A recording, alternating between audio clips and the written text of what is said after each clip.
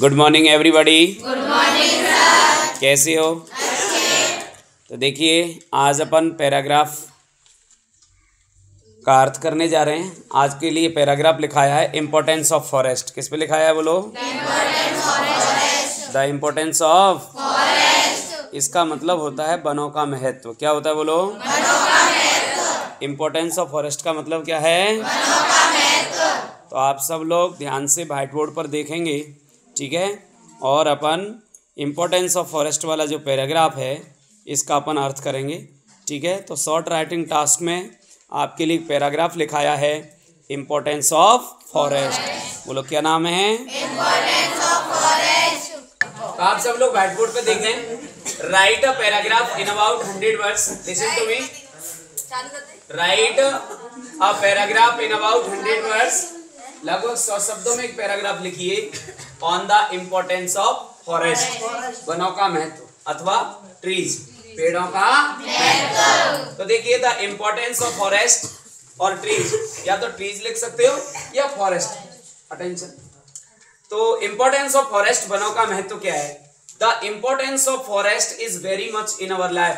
हमारे जीवन में पेड़ों का बहुत अधिक महत्व है, ठीक है? The forest are a part. पेड़ या वन एक हिस्सा होते हैं ऑफ ऑल क्रिएचर्स लाइफ। सभी प्राणियों के, क्रिएचर्स मीन्स सभी प्राणियों के, ऑल मीन्स सभी, क्रिएचर मीन्स प्राणी, लाइफ माने जीवन। सभी प्राणियों के जीवन का एक भाग होते हैं। क्या? फॉरेस्ट। हर कोई जीव डायरेक्टली और इनडायरेक्टली पेड़ों पर निर्भर है, ठीक है?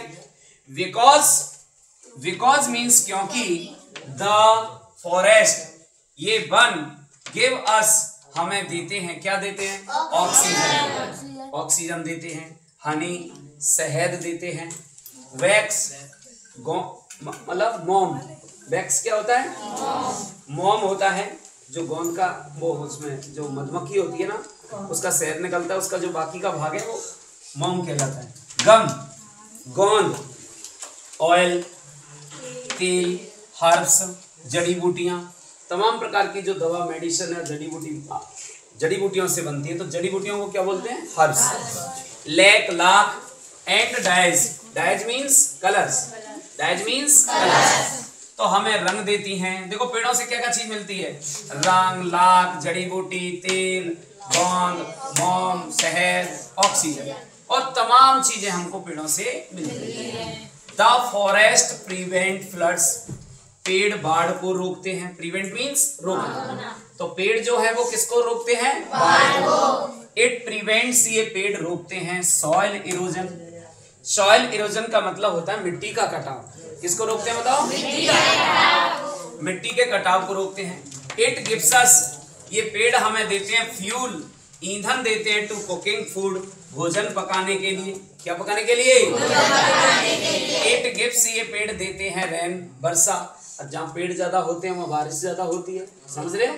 मानसून बनता है। तो इट गिव्स रेन, ये क्या देते हैं बताओ? वर्षा। इट गिव्स, ये पेड़ हमें देते हैं क्या? इट गिव्स, ये देते हैं फर्नीचर, लकड़ी, फॉर वेरियस थिंग्स, विभिन्न चीजों के लिए। वेरियस थिंग्स, विभिन्न चीजों के लिए पेड़ हमें लकड़ी देते हैं।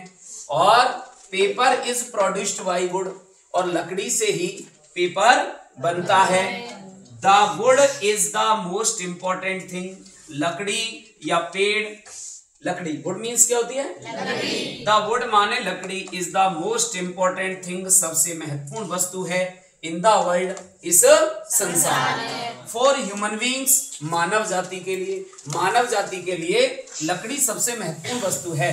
बिकॉज, क्योंकि, इट इज यूज्ड, इस लकड़ी का उपयोग किया जाता है, फ्रॉम बर्थ टू डेथ, जन्म से लेकर के मृत्यु तक, बचपन से लेकर के और मृत्यु तक हमारे जीवन में लकड़ी का बहुत ज्यादा क्या है?